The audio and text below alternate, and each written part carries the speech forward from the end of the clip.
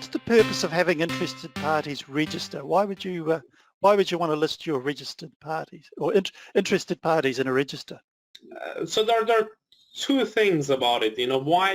What's the purpose of interested parties, and then another one is why do you want to have a register? So having a register is, the same logic goes with anything else. You want things to be recorded so you can have that business continuity for the organizational knowledge. You want to have defined responsibilities on what you need to do. You have to think about the processes that you've put in place to manage those interested parties. So you want to record those. So having a register, having a record of those is essentially for maintaining that organizational knowledge. So that's putting that aside. Why do we need to have interested parties list? So a list of interested parties is, as management team, you need to get together and think who can have an impact on our company. Now, whether that's quality, environmental, health and safety, or a wider picture, which is just as a business, who can have an impact on us and who can we have an impact on? So the quality of our work would have an impact on our clients, on our customers.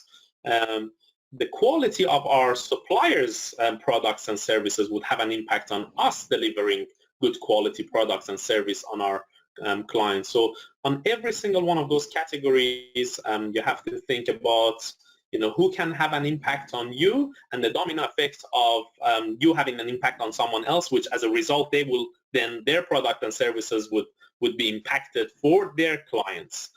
So this is essentially, you need to think about who those interested parties are, and it could be your clients, internal or external. It could be your internal stakeholders, employees, team leaders, management team, or external ones such as public, regulatory bodies, certification bodies, clients and customers, suppliers, contractors. So all of these individual ones can have an impact on quality of your organization or health and safety, environmental, or as a wider picture, just on your business. Right. So what's the best way of creating it? You say you get your management team together and talk about it. Is that the best way? You get your management team to discuss them? What's the best, most efficient way? Yes, so the most efficient way is to actually put the categories in place. So this is something that if you want to start from scratch, it may take days and weeks because people just want to get their head around it. So the best way is for someone to actually put a list together and then talk about the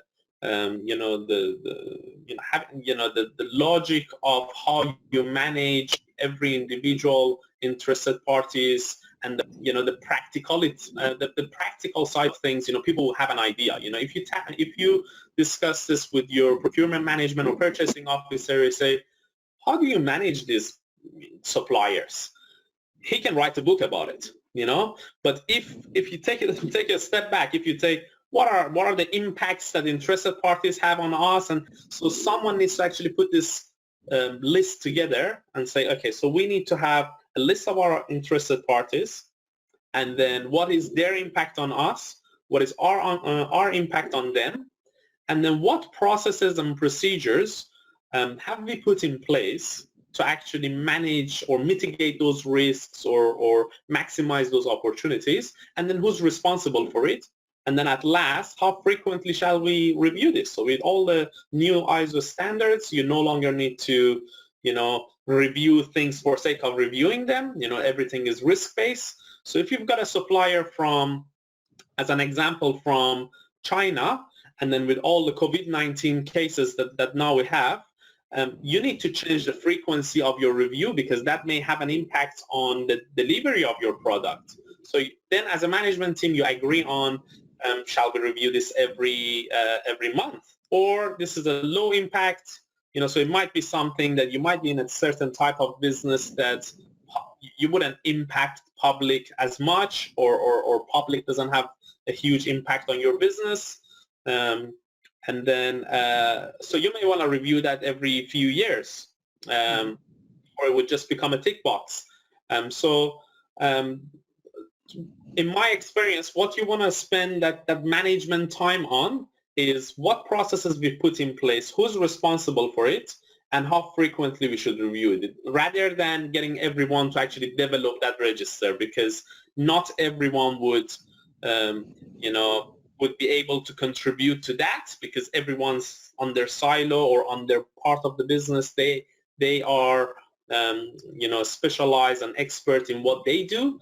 So someone needs to take a step back and look at the whole organization and put all the interested parties, and then utilize everyone's time on how we're managing them. So what the processes are, which everyone would know, because that's what they do on a day-to-day basis on things that would have an impact on them.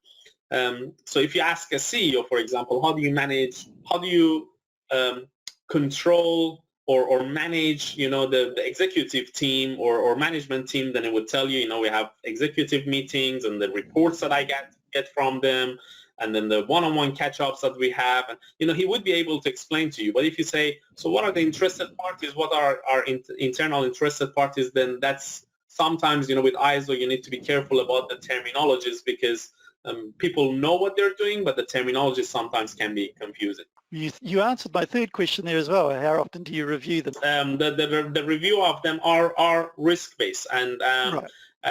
It needs to be practical. So the good thing about all the new ISO standards, as I mentioned, is you don't review things for sake of reviewing. This is what people think, that compliance would cost them money. The reality is no one has asked you that you need to review that every month.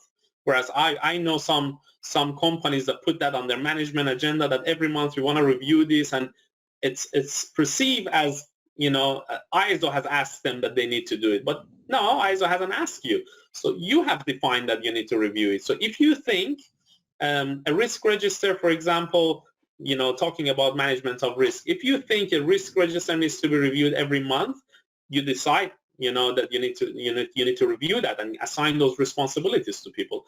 If you think that the risk register needs to be reviewed every year, then review it every year. Obviously, the risk base would, the logic of risk base needs to be justified based on the number of accidents you have, based on the risks you have.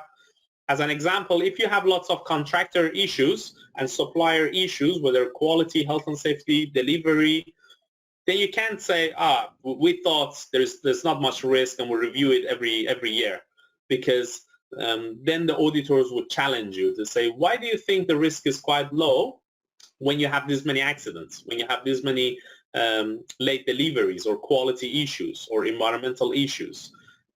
So they, one is what the business thinks the review should be. Another one is that logic needs to be justified based on the number of your audit findings, number of incidents that you have, number of quality issues and delivery issues that you have, the risk that those interested parties are exposing you to. So there needs to be a justification for what you decide the risk-based review is. And if you enjoyed this video, why don't you click on this link here on how to conduct remote internal audits.